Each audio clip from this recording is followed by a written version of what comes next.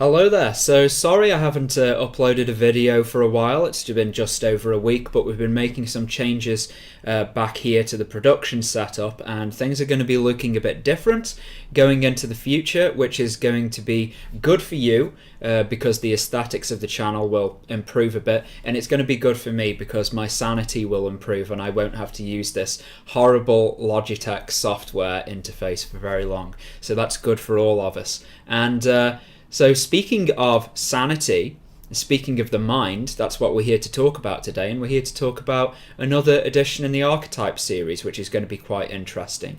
In the last Archetype video that I made, that was about the weakling, and this video that I'm making now should be considered as an accompanying one to that, because these two archetypes are shadow aspects of the same major archetype. So by covering these two subsets in detail, that will, I think, provide us with the necessary context to spring into the positive major, which is called the archetype of the king. So let's begin by introducing the psychological landscape that this archetype operates in.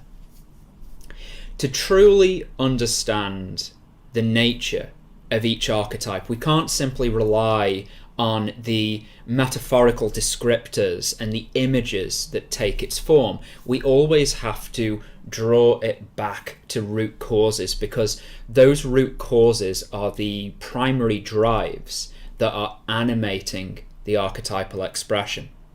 So what's the primary drive of the tyrant within? What motivates its life into action? Well, the true center of the tyrant expression stems from an insecurity that surrounds an instability in the psyche. It's an insecurity that surrounds an instability in the psyche. In other words, there is a hidden weakness in us that converts into feelings of insecurity and anxiety, and that creates a climate of disquiet in the psyche. And this naturally creates symptoms of distress, and the individual responds to that distress, and the ways that we respond to it determine the nature of the archetypal expression. If we take measures to address this disquiet positively through self-reflection, through introspection, through going into therapy or something like that, then we are on the road to discovering the true nature of that disquiet that we're feeling within ourselves.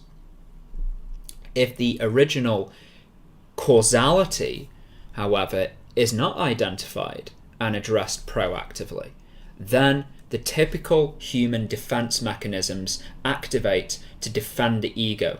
And these typical defense mechanisms come to us in the form of repression and denial. Repression and denial allow us to divert material that is arriving to us from the unconscious that for whatever reason we might not want to face up to. The short-term benefit of this, of course, means that we can deflect and divert material and stay focused on the things that are interesting to us in the moment. But the long-term cost of this is that the root causality of our distress goes unattended, and it's left to germinate in the unconscious. These coping mechanisms, despite their short-term gains, alienate the individual from the root cause of their disquiet, making reconciliation with that original material all the more difficult. The unconscious reservoir of rejected material accumulates, and the psyche will inevitably find alternative outlets, and these usually come in the form of possessive moods, impulsive behaviors, dramatic outbursts. And it's in these kind of dramatic moments that we'll hear people use phrases like, "Oh, it just came out of the blue," or "I don't know what came over me." And when we hear people use this kind of language, it's usually indicative of some kind of unconscious influence at play. So whilst an external source might trigger its activation, it's always on the inside that we have to look to uncover where that original root causality is actually stemming from. So now we have the landscape of the archetypal influence mapped out. It's a landscape of unresolved issues that convert into feelings of insecurity and fantasies of weakness, and these phenomena emerge into our behavior in patterns that we can metaphorically associate to a tyranny. So in the next section then, we've got to ask, how does all that actually work?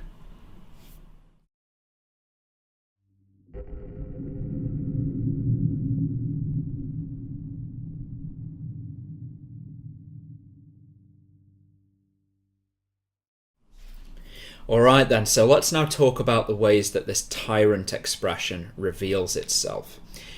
As we've already said, the human psyche has various mechanisms that it can employ to deal with unconscious material, such as repression and denial.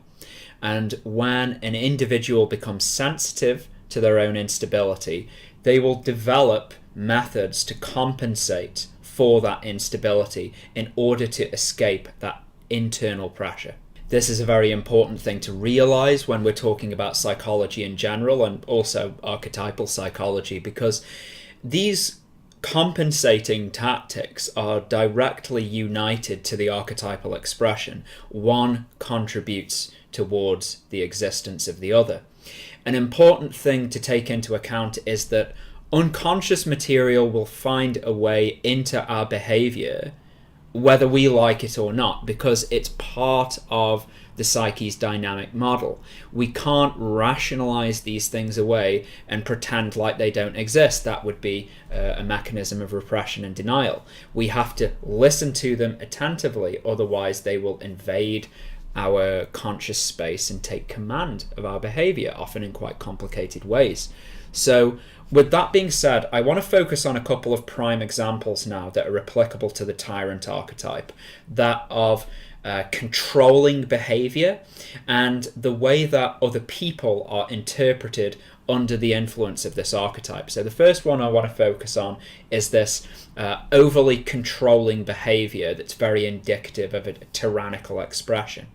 The need to obsessively control stems out of an internal disquiet around one's internal feelings of security.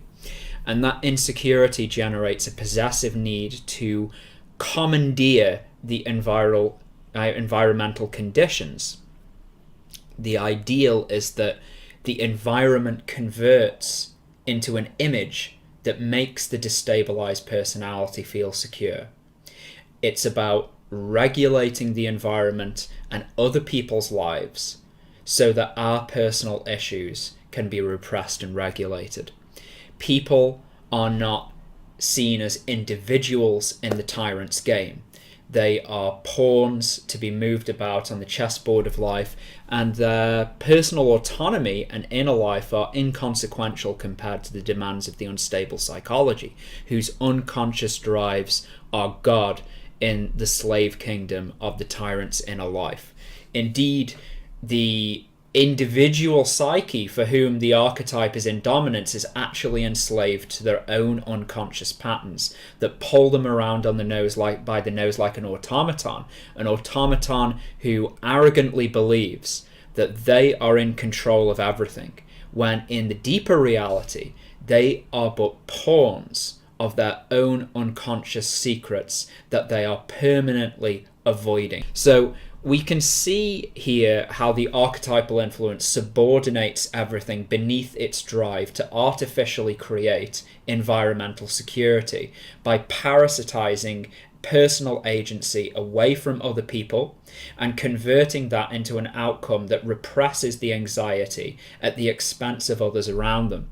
The tyrant in dominance is always an overcompensation for hidden feelings of insecurity, like we saw in the weakling video, when the self-image of an individual is preoccupied by fantasies of impotence. Then we will typically react by exhibiting patterns of behavior that seek to compensate for the anxious phenomena that are arising from that unconscious source. So we could say that an individual that experiences disquiet in their own inner order will seek to address that lack of order by creating hyper-orderly systems around them. And we see this exemplified in the father who treats his family like a military school. He overcompensates for his lack of psychological stability by forcing all of those around him into regimented patterns that aid to pacify the reoccurring angst that he feels on the inside.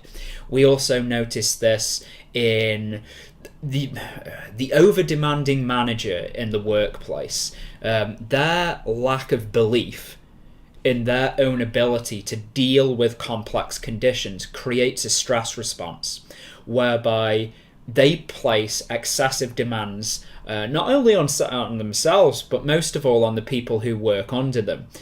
Failure to meet these unrealistic demands, of course, will be met with harshness, and this minor glitch in the tyrant's orderly system triggers the insecurity, and they'll punish those around them as if they'd made a personal attack upon their own person. The tyrant reacts to everything histrionically. Every failure is a crushing failure. Every success is an overwhelming triumph. Nothing is seen as it truly is, only in relation to the patterns of internal insecurity that pervade through the unconscious system. Displays of power in the life of those possessed by the archetype are also externalizations of their means to obfuscate their feelings of insecurity. They are a camouflage for the secret that lies buried in the tyrant's heart, that they are weak and afraid, and that the world might find out. Mythic representation is always a useful indicator of these archetypal expressions, and depictions of the tyrant are very abundant in both ancient and contemporary narrative. It's interesting to compare the relationship that the tyrant figures in these narratives have with people around them as contrasted by the hero protagonist and his companions. The hero king surrounds himself with positive partnerships and reciprocal relationships that work towards a greater goal that is always negotiated and beneficial to all parties. What's more, the hero typically likes the people that they surround themselves with. They are present because of a pragmatic benefit, but also because they correlate affectionately across each other's inner lives. The tyrant, on the other hand, only surrounds themselves with slaves and minions who can be subordinated to their will, and where the relationship is met on a power dynamic that cascades from the tyrant downwards.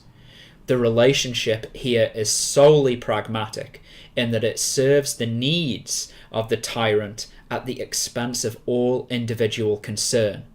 The only individual in the realm of the tyrant is the tyrant. People are merely vehicles to the tyrant's ends and are never perceived as possessing any real autonomy. The tyrant within is neglectful and unsympathetic towards the needs of others, unless those needs complement the demands of the insecure architecture that is the animating spirit of the entire domain. When we read into myth through the lens of psychology, we also have to be considerate of the environmental depiction, because this can also sometimes be indicative of a psychological association. The domain of the hero king is pleasant and temperate, regulated effectively, but with enough room to breathe, and above all recognizes and appreciates the place that each member serves in the service of the environment and to each other. We could say that this environment is complementary to a synergistic psychological system. The tyrant's domain couldn't be more Martian. It is a neglected environment. Plains turn into deserts, volcanoes rage, and pollution expands across the entire realm. In that environment, monsters and demons prowl, manifestations of the rot that lies at the center of the Shadow Kingdom, the dark fortress where the tyrant broods in his iron prison, a layer of defensive protection bolstered by guards who shield him from every angle, and where his subjects have no individual will, dream, or expression, but to endlessly toil towards the vision of impossible destiny, that of absolute empire of inhumanity, with a rotten head of state who decays the very fabric of their existence with each passing moment, a paranoid prince at the center of his own inner kingdom of slavery, who answers to no one but the only Godhead in his fallen kingdom, which is the secret death that lies at the center of a broken heart. Archetypally, the weakling and the tyrant are always operating in tandem, hence why tyrannical figures in movies are often accompanied by a disfigured minion who is a codependent figure who relies on the tyrant's protection and in return serves him to do his bidding. And this again is quite complementary to an archetypal description because it's a master-slave relationship that mirrors the dynamic between the individual and the patterns of his unconscious life. Those under possession of these shadow archetypes are the true slaves, even when they display power over weaker personalities than themselves. In fact, the very reason why they have to associate with people below their own level is reflective of their own instability and hidden insecurity, because a secure psyche would feel completely comfortable in associating with people above or at their own level. And what's more, they wouldn't abuse people in those relationships, because abuse, whether it's physical or psychological abuse, is always a ritual expression of power. It is a ritual of power that is summoned up by the abuser to obfuscate the underlying reality that they themselves feel powerless. And that feeling predates them. And when you realize that people are out there that feel predated by their own minds, you'll find it easier to understand that people will do anything to escape that feeling. And if the feeling has an unconscious source, which it more than often does in these kind of cases, then the individual will become enslaved to that source, and it will carry them, it will motivate them to make slaves of other people. Because if there's two things that are constant, I'll say this now, if there are two things that are constant about dysfunctional people, it's this. One, their behavior becomes patterned and is predictable. And two, by transference of effect, they make people around them dysfunctional. And the more that the world reflects those patterns that motivate the dysfunctional psyche, then the more at ease one feels in their own dysfunction. Because when everybody becomes dysfunctional, then you've normalized dysfunction. And if you think about it, if that perpetuates, eventually you get a system collapse. And once that system's collapse has actually actuated itself on the external level, such as the breakdown of a friendship or the collapse of a marriage or a job or something like that, then the dysfunctional psychology will have to work very hard to actually go and find new systems to maintain its order of dysfunction. And if it can't find that, then of course they will collapse into themselves and they will experience a systems collapse on the internal level. And that iron fortress that the tyrant dwells in will, as we see in the movies and the books and whatnot, it will crumble and collapse and break down. So yeah, very, very destructive archetype for the individuals who operate through it, and obviously for people who have to live around them. Like I said at the beginning, this usually operates in tandem with the weakling. The weakling is always usually accompanied with the tyrant archetype. But I'm going to look forward to doing the next one on the king, because it would be nice to talk about a positive major one. I know that people want me to talk about shadow stuff because you're all a bunch of edgelords and you love that kind of thing, but I do want to talk about some of the more positive expressions of the archetypes as well, and then go into dream psychology, which we're going to do this year. As well. So there's lots of good psychology related material coming up this year, and some good Jungian stuff as well. But I think I'm going to leave it there now for the Tyrant. I wanted this to be a reasonably shorter video than what I'd actually done. And yeah, like I said, next time that you see me, we should have a better aesthetic set up here, so that's something to look forward to. I'm going to leave you now. Thanks very much for watching again, and until next time, I'll see you again.